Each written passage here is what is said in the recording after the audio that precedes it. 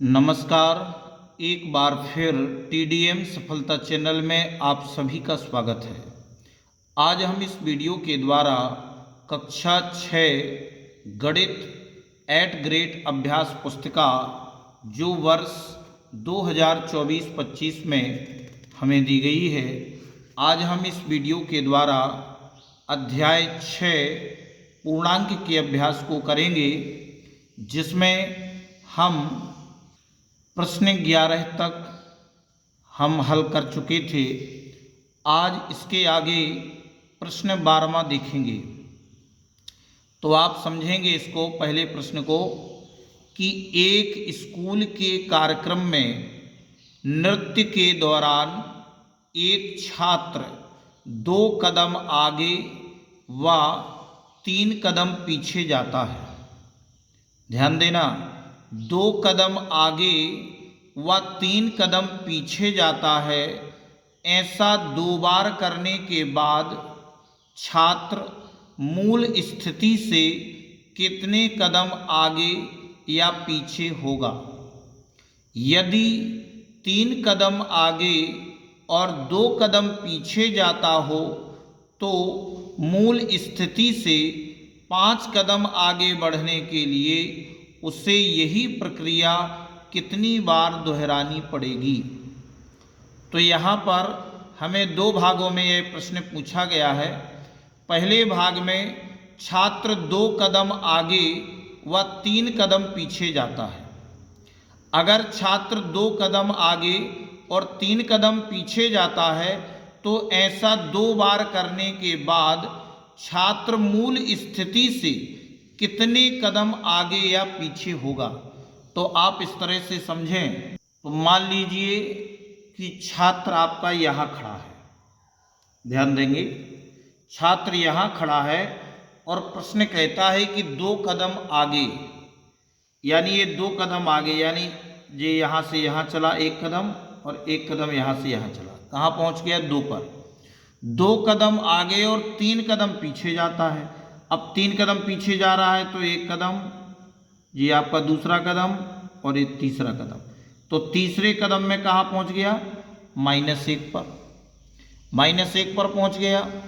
अब ऐसा कितनी बार करना है, 2 बार करने के बाद अब -1 पर पहुँच गया। फिर से हम अगली बार चलेंगे 2 कदम, तो 1 कदम आपका ये हो गया और 1 कदम आपका ये हो गया। अब 3 कदम पीछे चलना है तो 1 कदम ये हो जाएगा, 1 कदम ये हो जाएगा और 1 कदम ये हो जाएगा। तो कहाँ पहुँचेगा वह, -2 पर, -2 पर पहुँच जाएगा। यानी कि मूल स्थिति से, ये आपकी मूल स्थिति थी, तो मूल स्थिति से कितने कदम आगे या पीछे होगा। तो आपका ये 2 कदम कितना हो जाएगा, ये आपका 2 कदम पीछे हो जाएगा। अब इसी में आगे प्रश्न कहता है, तो इसका आप उत्तर यहाँ ऐसे लिख सकते हैं, जैसे आप देख पा रहे होंगे कि जब 2 कदम आगे और 3 कदम पीछे जाने की प्रक्रिया को 2 बार करने पर छात्र मूल स्थिति से 2 कदम पीछे होगा। ये आप इसके द्वारा समझ ही गए हैं। अच्छा, अब आगे प्रश्न में शर्त थी कि यदि 3 कदम आगे और 2 कदम पीछे जाता हो तो मूल स्थिति से 5 कदम आगे बढ़ने के लिए उसे यही प्रक्रिया कितनी बार दोहरानी पड़ेगी। यानी अब 2 कदम आगे जाना है, 3 कदम आगे और 2 कदम पीछे। अब 3 कदम आगे, अब आप इसमें समझेंगे कि 3 कदम आगे और 2 कदम पीछे। तो 3 कदम आगे यानी 1, 2 और ये 3 और 2 पीछे चलना है। 2 पीछे चलेगा तो 1 और ये 2, यानी 1 पर पहुंच गया 1 बार में। फिर 3 कदम आगे, 1, 2, 3, 2 कदम पीछे, 1, 2, 2 कदम पीछे यानी 2 पर पहुंच गया। यानी कि हमें 5 कदम आगे बढ़ने के लिए कितनी बार ये प्रक्रिया दोहरानी पड़ेगी। 1 बार किया तो 1 पर आए, 2 बार किया तो 2 पर आए, 3 बार करेंगे तो 3 पर आएंगे, 4 बार करेंगे तो 4 पर आएंगे, 5 बार करेंगे तो 5 पर आएंगे। तो मूल स्थिति से, ये हमारी मूल स्थिति है, मूल स्थिति से जब हम 3 कदम आगे और 2 कदम पीछे चलते हैं तो आप प्रत्येक अंक पर पहुंचते जाते हैं। तो इस प्रकार 5 कदम आगे बढ़ने के लिए यही प्रक्रिया कितनी बार दोहरानी पड़ेगी? तो आप इसका उत्तर लिखेंगे कि 3 कदम आगे और 2 कदम पीछे जाने की प्रक्रिया को मूल स्थिति से 5 कदम आगे बढ़ने के लिए 5 बार दोहराना होगा।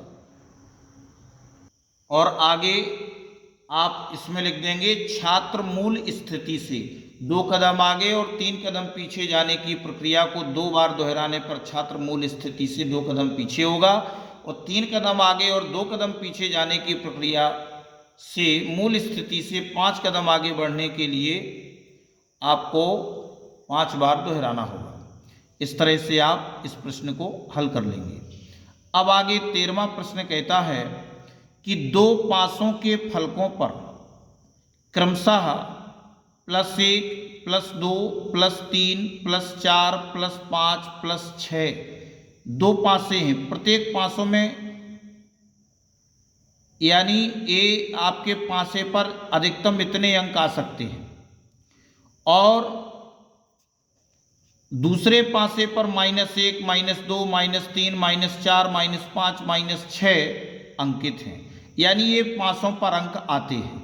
अब 2 खिलाड़ी पासों के एक युग्म को बारी बारी से फेंकते हैं। 2 खिलाड़ी पासों के एक युग्म को, युग्म माने जोड़ा, 2 पासे हैं, एक पासे का एक कोई अंक होगा, एक पासे दूसरे का भी कोई अंक होगा।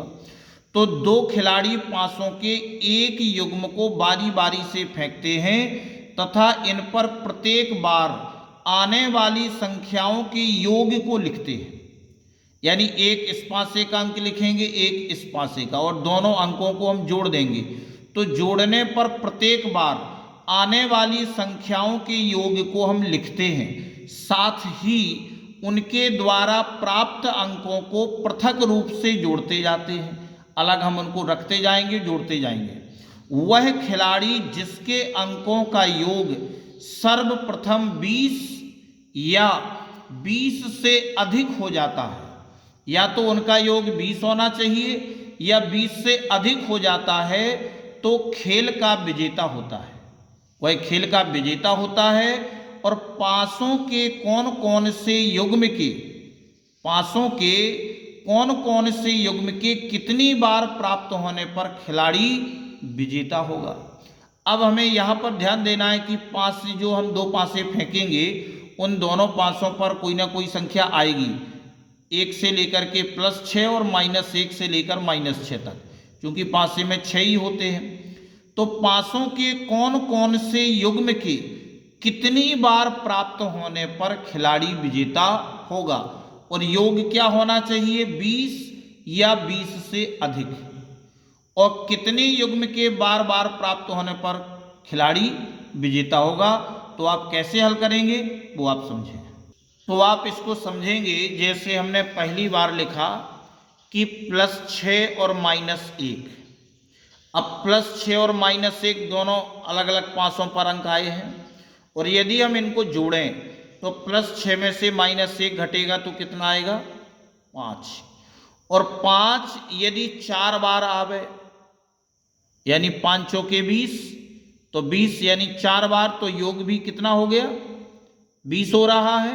और 4 बार के होने से तो यह आपका विजेता घोषित हो जाएगा।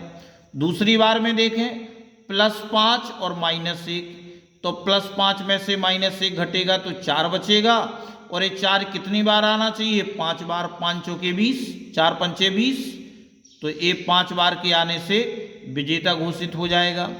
इसके बाद अब तीसरे में कहा गया है कि +4 और -1, तो +4 में से जब -1 घटेगा तो प्लस के 3 बचेंगे, और 3 कितनी बार आना चाहिए, 3×7 21, यानी टोटल 20 या 20 से अधिक, तो 7 बार के आने से ये भी क्या हो जाएगा, ये भी विजेता घोषित हो जाएगा। अब इसके बाद आप चौथी स्थिति में देखें +3 और -1, तो कितना बचेगा, 2 बचेगा। तो तो 2 को कितनी बार आना चाहिए? 10 बार, ताकि ये विजेता घोषित हो जाए। 10 दूनी 20, टोटल 20 या 20 से अधिक। अब पांचवी कंडीशन में देखें, +2 और -1, तो +2 में से -1 घटेगा तो 1 बचेगा, और 1 कितनी बार आना चाहिए? 20 बार, तो टोटल 20 होगा या 20 से अधिक, तो 20 होगा। तो अब आप जो कंडीशन अभी हमने, यानी इससे -1 कंडीशन में हम +6 +5 +4 +3 +2 +1 हम ले रहे थे। अब जब हम +1 और -1 लेंगे तो ये आपका 0 हो जाएगा। तो 0 होने में तो कोई विजेता घोषित नहीं होगा। तो हम जिस तरह से हमने +6 और -1 लिया है, हम अगली कंडीशनों में +6 और -2 लेकर के करेंगे, +5 और -2 लेकर करेंगे, +5 और -2 लेकर के। इस तरह से हम कई बार, इनमें स्थितियां जो हैं कई बार हो सकती हैं, जिन्हें हम टोटल में 20 या 20 से अधिक को हम विजेता घोषित कर सकते हैं। तो आप आखिरी में केवल यही लिखेंगे, जैसे एक उदाहरण के द्वारा लिखा कि पासे के +2 और -1, +2 और -1, +5 और -1 से युग्म के क्रमशः 20, यानी इनका योग जो हो रहा है वह 20 हो रहा है। और कितने बार? 5 बार प्राप्त होने पर, यानी इसमें आ रहा है 4, तो 4 पंचे 20, 5 बार प्राप्त होने पर खिलाड़ी विजेता हो जाएगा।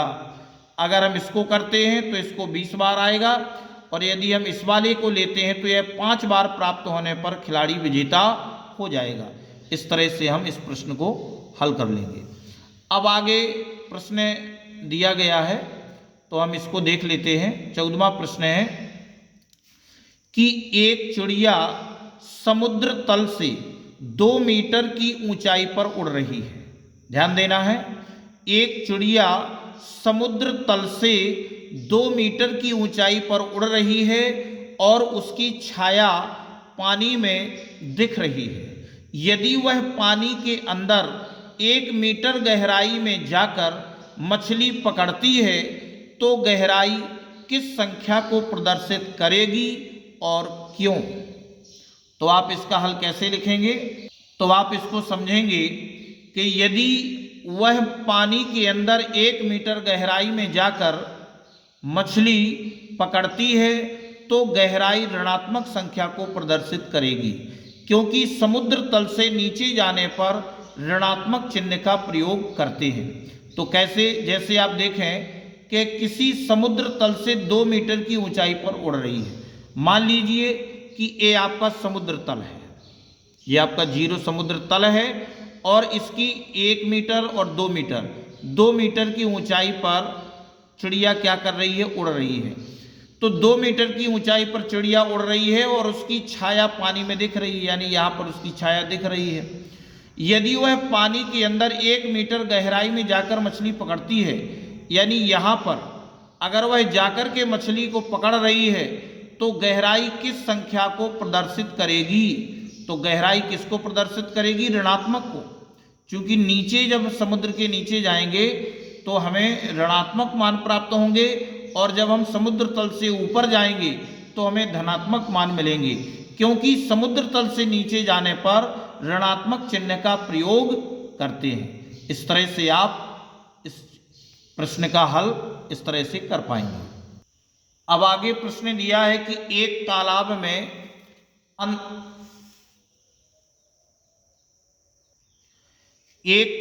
में अंदर की ओर सीढ़ियां हैं। एक मेंढक सबसे ऊपर वाली सीढ़ी पर बैठा है। पानी 12वीं सीढ़ी पर है। वह एक छलांग में 3 सीढ़ियां नीचे की ओर और अगली छलांग में 2 सीढ़ियां ऊपर की ओर जाता है। कितनी छलांगों में वह पानी के स्तर तक पहुंच पाएगा? अब इसको आप कैसे समझेंगे? एक मेंढक सबसे ऊपर वाली सीढ़ी पर बैठा है। जैसे अब इस प्रश्न को आप इधर समझें कि मेंढक आपका जे आपकी सीढ़ियां बनी हैं 1 2 3 4 5 6 7 8 9 10 11 और 12वीं सीढ़ी पर पानी है। ध्यान से समझना, 12वीं सीढ़ी पर पानी है और मेढक सबसे ऊपर वाली सीढ़ी पर बैठा है। तो वह करता क्या है कि एक छलांग में वह 3 सीढ़ी नीचे आता है और दूसरी छलांग में वह 2 सीढ़ी ऊपर, यानी पहली छलांग लगाई उसने तो 1, 2 और 1 3, यानी एक छलांग में वह 4 सीढ़ी तक आ गया। और फिर यहां से छलांग लगाता है 1 2 छलांग लगाता है, यानी कि 2 छलांग में वह यानी 2 छलांग में वह दूसरी सीढ़ी तक आया। फिर इसके बाद छलांग लगाता है 1 2 और 1 3, फिर से वापस जाएगा 2 सीढ़ी ऊपर 1 और 1 2, यानी उसने जब 2 सीढ़ी फिर लगाई, यानी 2 उसने फिर लगाई तो वह 3 सीढ़ी तक आ पाया। मेढक ऊपर वाली सीढ़ी पर बैठा है, जब वह 3 सीढ़ी नीचे और 2 सीढ़ी ऊपर, तब वह इस तरह से वह मेढक, तो यानी इस कंडीशन में 2 तक आएगा, इसमें 2 तक आएगा, इसमें 2 तक आएगा, इसमें 2 तक आएगा, इसमें 2 तक आएगा, इसमें 2 तक आएगा, इसमें 2 सीढ़ी लगेगी और इसमें भी 2 सीढ़ी लगेगी। यानी इतनी बार उछलने पर मेढक 9 सीढ़ियों तक आ जाएगा। यानी कितनी बार उछला? 2 2 4 2 6 2 8 2 10 2 12 2 14 2 16, यानी 16 इधर हो गया। अब 16 होने के बाद अब 3 सीढ़ी कहाँ जाता है, यानी अब फिर से चलेगा, यहां तक तो आ ही गया है वो। तो अब यहां के बाद 1 2 और 1 3, यानी जैसे ही उसने अगली छलांग लगाई तो वह पानी में पहुंच गया।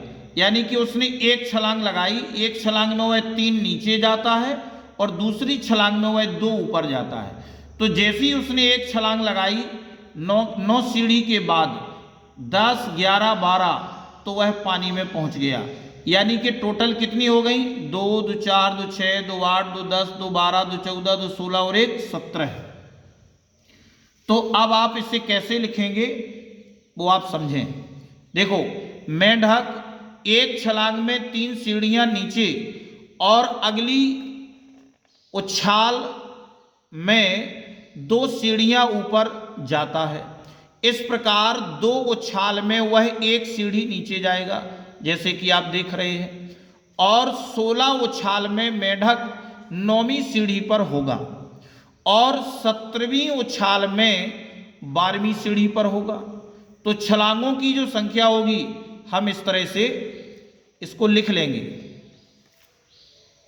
तो आप इस तरह से इनको लिख करके या टोटल कर लेंगे 17 है।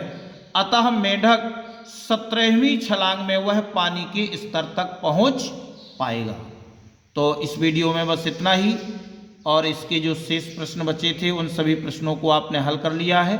अगर आपको ये वीडियो अच्छा लगा हो तो वीडियो के लिए कमेंट और शेयर अवश्य करें। धन्यवाद।